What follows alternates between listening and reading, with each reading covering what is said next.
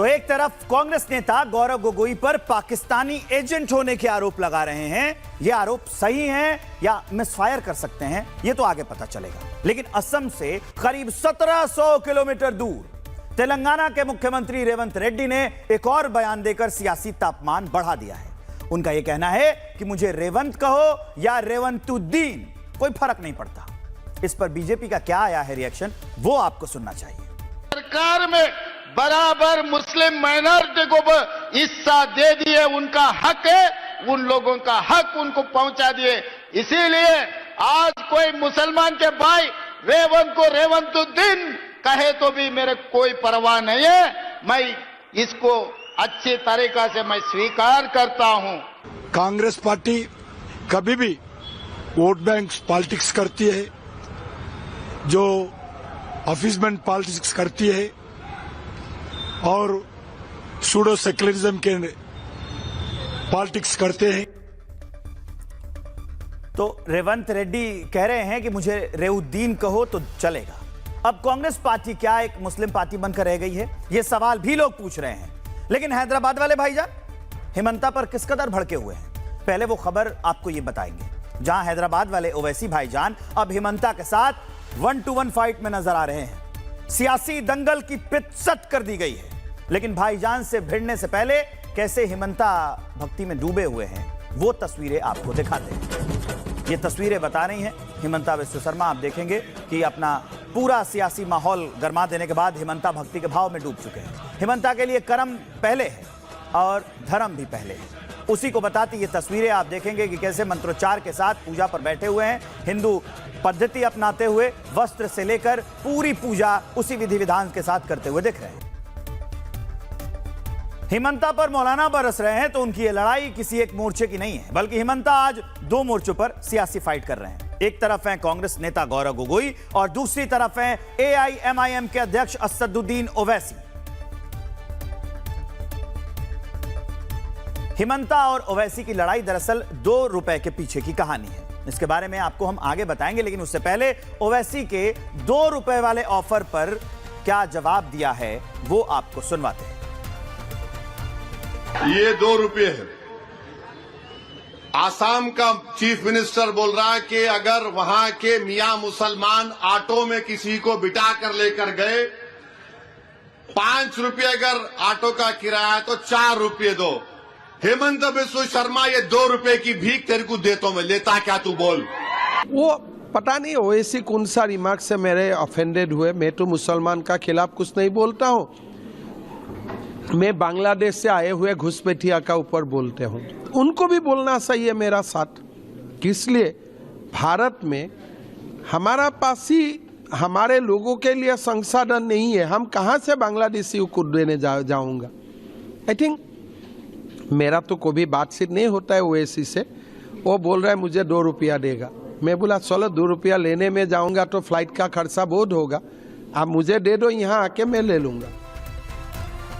तो ओवैसी का बयान ये ताजा है और हिमंता बिस्व शर्मा ने जवाब दिया, इसलिए हमने आपको पहले ये बता दिया। लेकिन आपके मन में भी इस बात की बेचैनी होगी, जिज्ञासा होगी कि आखिरकार ये विवाद क्या है। वो विवाद हम आपको बताते हैं। जानिए सबसे अहम विवाद हिमंता बिस्व शर्मा और असदुद्दीन ओवैसी के बीच में।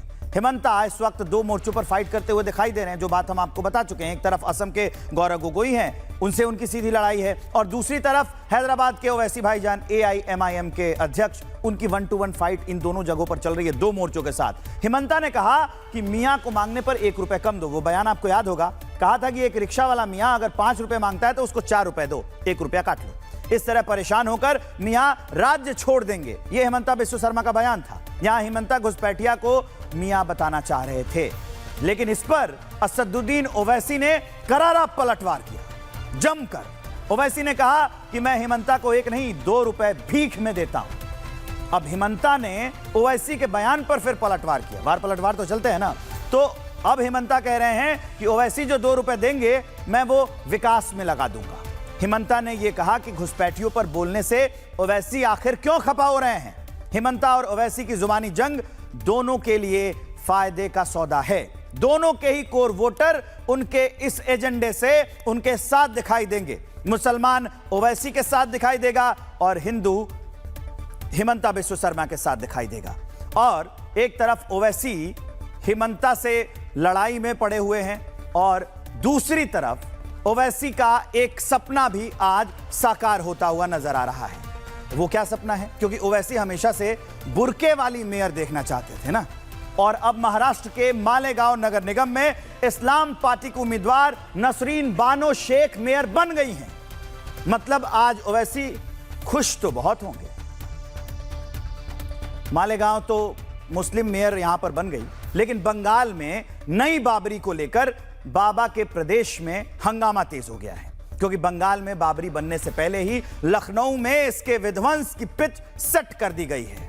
लखनऊ में इस तरह के पोस्टर लगाए गए हैं जिसमें लिखा हुआ है हुमायूं हम आएंगे फिर क्या करेंगे। यह पोस्टर में साफ लिखा गया है, जिसे हम आप देख सकते हैं, जो हम आपको दिखा रहे हैं। और इसी को लेकर बवाल मचा हुआ है, क्योंकि वहां पर कहा गया था कि एक बाबरी मस्जिद बनाई जा रही है, और अब यह संगठन पोस्टर लगाकर साफ यह कह रहा है कि अगर ऐसा कुछ भी हुआ तो हम आएंगे और उसके खिलाफ कार्रवाई करेंगे। आज पूरे दिन इस पर चर्चा रही और इसी पर बवाल मचा रहा। लखनऊ में पोस्टर लगा रहा और उस पर यह बवाल मचाया गया, उस पर यह विवाद भी हुआ। जो पोस्टर लगे हैं वो हम आपको आपकी स्क्रीन पर दिखा रहे हैं। अब ये पोस्टर वाली कहानी क्या है उसके बारे में भी हम आपको बता देते हैं कि पोस्टर में आखिरकार कौन कौन सी बातें बताई गई हैं, कौन कौन से पॉइंटर्स पर ध्यान आकर्षित किया गया है, वो लोग क्या कहना चाहते हैं वो भी जान लीजिए, वो हम आपको बता देते हैं।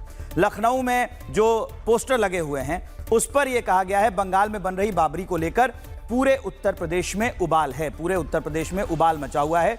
और इसके अलावा यह बात भी इसमें कही गई है कि अगर ऐसे कोई भी मस्जिद का निर्माण किया गया तो पूरा प्रदेश वहां जाएगा, प्रदेश के लोग वहां जाएंगे और उसके बाद आगे क्या होगा वो लिखा है, बटोगे तो कटोगे, ये सारी बातें भी वहां पर लिखी गई हैं।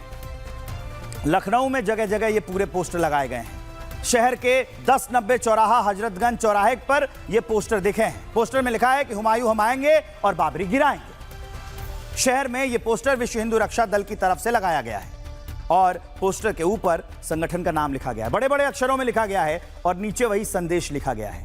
तो ये पूरी कहानी है जिसको लेकर ये पूरा बवाल मचा हुआ है। ऊपर बाबरी का नाम और नीचे सीधे उसके गिराने की बात है। 10 फरवरी को चलो मुर्शिदाबाद तारीख तय की गई है कि 10 फरवरी को मुर्शिदाबाद जाना है। दावा है कि 11 फरवरी को नई बाबरी का निर्माण कार्य शुरू हो जाएगा। नई बाबरी पश्चिम बंगाल के मुर्शिदाबाद में बनाई जा रही है। वो पूरा हमने बताया था आपको। हुमायूं कबीर, जो उसकी खबर भी आपने देखी थी, निलंबित तृणमूल कांग्रेस के विधायक ये मस्जिद बनवा रहे हैं। हुमायूं कबीर इस नई बाबरी का निर्माण करा रहे हैं। इस पर पूरी कवरेज हमने आपको दिखाई थी। इसका असर पश्चिम बंगाल के चुनाव पर साफ दिख सकता है और उसी की वजह से ये पूरा बवाल मचा हुआ है। लखनऊ में ये पोस्टर विवाद, उसकी पूरी पिक्चर क्या है, वहां से एक ग्राउंड रिपोर्ट भी आपको दिखाते हैं। लखनऊ के हजरतगंज चौराहे पर विश्व हिंदू रक्षा परिषद की तरफ से एक बड़ा सा पोस्टर लगाया गया है और पोस्टर में खासतौर पर लिखा गया है कि हुमायूं हम आएंगे, बाबरी फिर से गिराएंगे, बटोगे तो कटोगे। इसमें ममता बनर्जी और दूसरे लोगों की तस्वीर लगाई गई है और साथ ही साथ ये भी लिखा गया है कि हिंदुओं की विरोधी सरकार में इस बार होगा मुर्शिदाबाद में नई बाबरी का आर पार। और ये पोस्टर जो है वो लगाया है गोपाल राय ने, जो अंतर्राष्ट्रीय अध्यक्ष विश्व हिंदू रक्षा परिषद के हैं। और यहाँ पर साफ तौर पर लिखा गया है कि चलो मुर्शिदाबाद 10 फरवरी को, यानी 10 फरवरी को मुर्शिदाबाद पश्चिम बंगाल जाने का ऐलान किया गया है। और साथ ही साथ हुमायूं हम आएंगे, बाबरी फिर से गिराएंगे। बाबरी को लेकर बाबा के प्रदेश में माहौल टाइट है, लेकिन बंगाल में इस नई बाबरी का हाल क्या है वो तस्वीर आपको दिखाते हैं। जहां बाबरी बनने वाले चंद लोग चंदे की जद्दोजहद में जुटे हुए हैं। ये लोग पैसा इकट्ठा करने की कोशिश कर रहे हैं, ये लोग पैसे मांग रहे हैं, चंदा इकट्ठा कर रहे हैं और ये कह रहे हैं कि पैसे मिल जाएंगे तो इसी से उसका निर्माण कराया जाएगा, ये शबाब होगा, ऐसा लोगों को बताया जा रहा है। और खुलकर ऐसे चंदा इकट्ठा किया जा रहा है ताकि बाबरी मस्जिद का ठीक से निर्माण कराया जा सके। और ये पूरा दृश्य ये बताता है कि उनकी अभी माली हालत क्या है, कितने पैसे इकट्ठे करने हैं, कैसे करने हैं और कैसे मस्जिद का निर्माण करना है।